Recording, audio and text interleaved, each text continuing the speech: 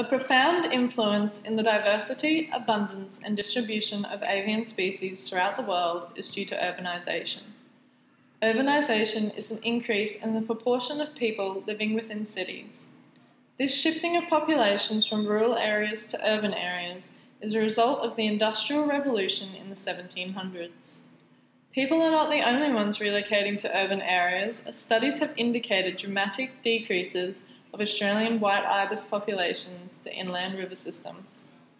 So with this, we are asking the question, how does urbanisation affect the distribution and diet of the Australian white ibis? Rise up this morning, smile with the rising sun. Three little birds, pitch by my doorstep, singing sweet songs of melodies pure and true. The aim of this research is to identify the distribution and diet of the Australian white ibis in different sub-ecosystems ranging from urban to natural, in order to gain an understanding of the effects it has to native wildlife. Originating from the Murray-Darling Basin, the Australian white ibis has migrated up the east coast of Australia and is now evident in many habitats along the Queensland coast. Naturally, the Australian white ibis inhabits areas such as swamps, lagoons, floodplains, and grasslands. This wading bird feeds on many terrestrial and aquatic invertebrates, such as crayfish and mussels. The ibis's behavioural plasticity and tolerance to humans allows it to live in urban areas. Over time, the exponential rate of human increase, an accumulation of domestic waste has been produced and deposited into landfills. This active and adaptive species has learnt to exploit artificial food sources such as bins and rubbish dumps to scavenge and feed on human scraps. This causes an overabundant food source for scavenging species such as this ibis, influencing a dramatic population increase, creating many environmental, ecological, and social issues. Many communities value the sacredness of this ibis and its position as an indicator of environmental well-being within this ecosystem. Their vitality as a species lists them as least concern under the IUCN Red List.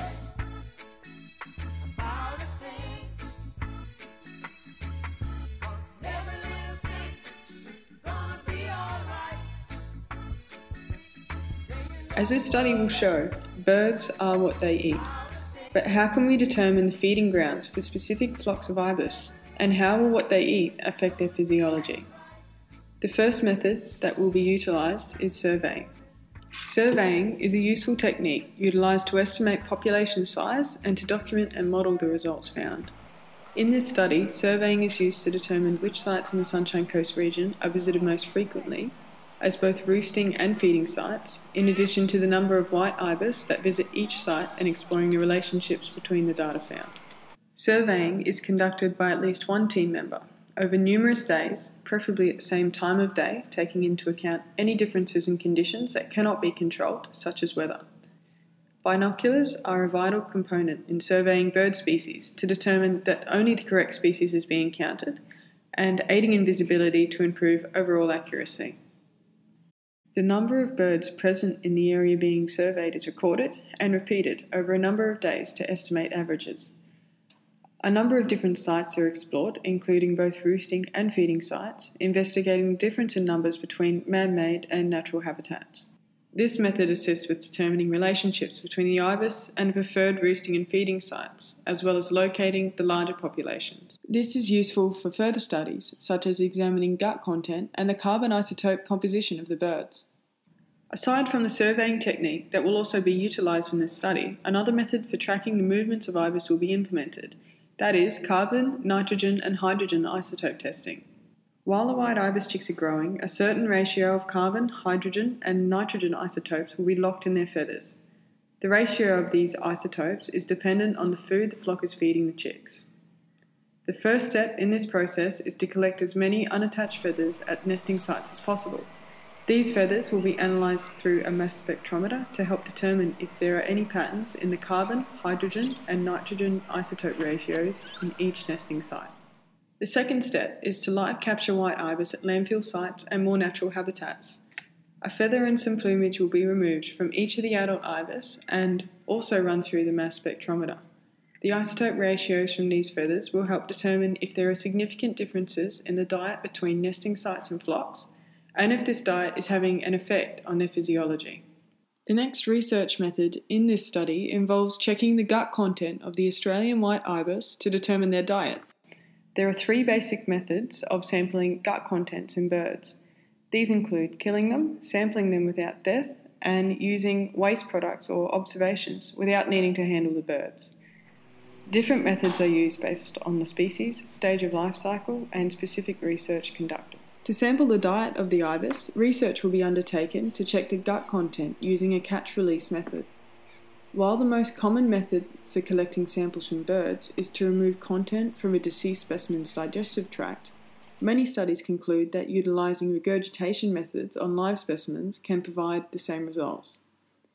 This also reduces the risk of any ethical issues that could potentially arise from sourcing dead ibis or killing ibis for the study.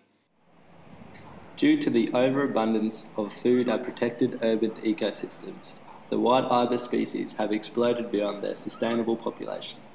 This has led to them being labelled as a pest species in many urban areas.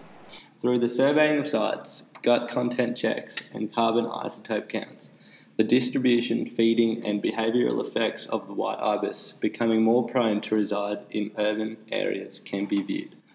The carbon isotope and gut content checks allow the researcher to grasp an accurate detail on feeding and roosting sites by knowing what the ibis is feeding on.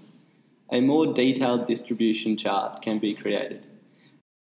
This insight will help create an accurate and sustainable conservation plan to reduce the numbers of the white ibis in urban areas, decreasing the damage and effect that urbanisation of the bird may have on these ecosystems and environments.